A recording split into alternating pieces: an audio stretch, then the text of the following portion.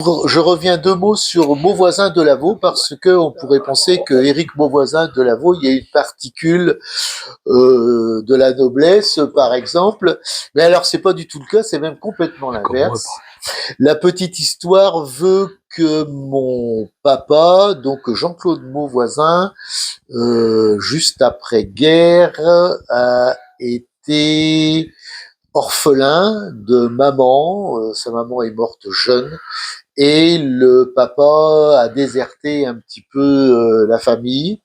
Et donc, mon papa, Jean-Claude Mauvoisin, a été adopté par une famille de Lavaux. Voilà, donc égal que je me retrouve avec un nom composé, le nom de ses parents géniteurs, je dirais, et puis le nom de la famille adoptive, étant donné que moi je n'ai connu d'ailleurs que la famille de Lavaux, de Chaland,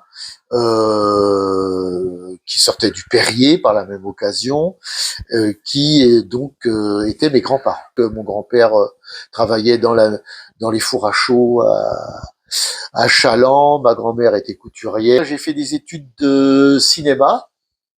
Je suis rentré à Saint-Cyr-Couët-Quidan, à l'école des armées à Guerre, où j'ai suivi un cursus sur le cinéma des armées. Et après ces examens, ce cursus m'a permis de continuer ma carrière sur les grosses sociétés comme Pathé, Gaumont.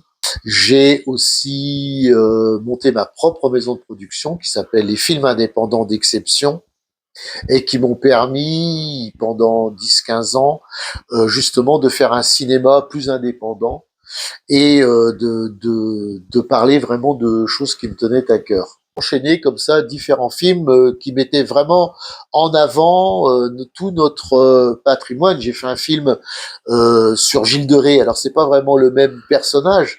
Oui, mais quand même, ouais. Mais Gilles de Rais était à Machecoul, donc juste à côté, donc égal que ce film-là. D'ailleurs, c'était le seul film tourné sur Gilles de Rais, il s'appelait Monstrum.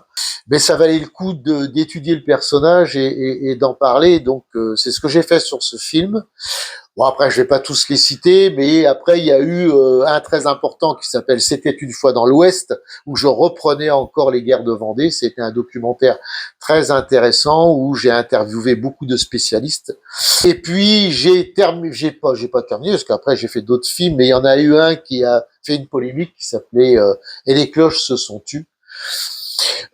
Qui était justement, dès 2018, je me rendais compte qu'il y avait un problème en ruralité lié à l'immigration. Et donc, j'ai voulu en parler sur ce film avec aussi beaucoup d'interviews, et les cloches se sont tues, a été aussi un succès, parce qu'aujourd'hui, quel est le premier sujet des Français?